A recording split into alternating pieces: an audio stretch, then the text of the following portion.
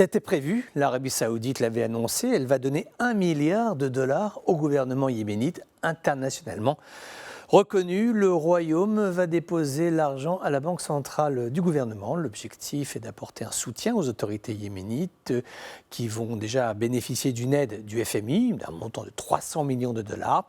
Mais la situation financière du pays est telle qu'il faut absolument faire quelque chose, ne serait-ce pour payer les salaires des fonctionnaires et avoir des liquidités pour importer de la nourriture.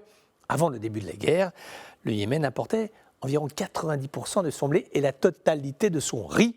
Aujourd'hui, la situation est encore plus déséquilibrée. Le Yémen connaît depuis des années des pénuries de devises, notamment de dollars américains. Le problème est d'autant plus complexe qu'il existe deux monnaies au Yémen, une en circulation dans les régions qui sont contrôlées par les rebelles houthis et l'autre dans les zones gouvernementales, avec des incohérences assez incroyables. Par exemple, ce pays producteur de pétrole ne dispose pas de raffinerie en nombre, donc il doit importer son fioul pour faire rouler ses propres voitures, ce qui est quand même incroyable. L'Arabie Saoudite et les Émirats Arabes Unis ont promis un total de 3 milliards de dollars au Yémen en avril dernier pour faire face aux difficultés qui sont les siennes. Depuis la fin du cessez-le-feu en octobre, les forces houthis ont recommencé à cibler les activités d'exportation de pétrole brut. Les pertes financières nuisent à la capacité du gouvernement, notamment, donc, on le disait, à payer les salaires des fonctionnaires. Lundi, l'Union européenne s'est engagée à verser 205 millions de dollars en faveur des personnes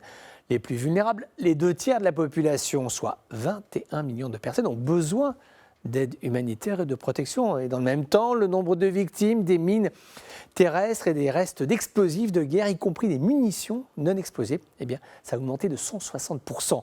Le coût du panier de dépenses minimales de la ménagère, lui, a augmenté de 50% en l'espace d'une année. Oui, là-bas aussi, au cœur de la pauvreté, l'inflation sévit. Le Yémen est considéré comme l'une des plus grandes crises actuelles humanitaires. Le bilan de ce conflit armé se compte en dizaines de milliers de morts et de blessés, également des millions de personnes déplacées à l'intérieur même du pays.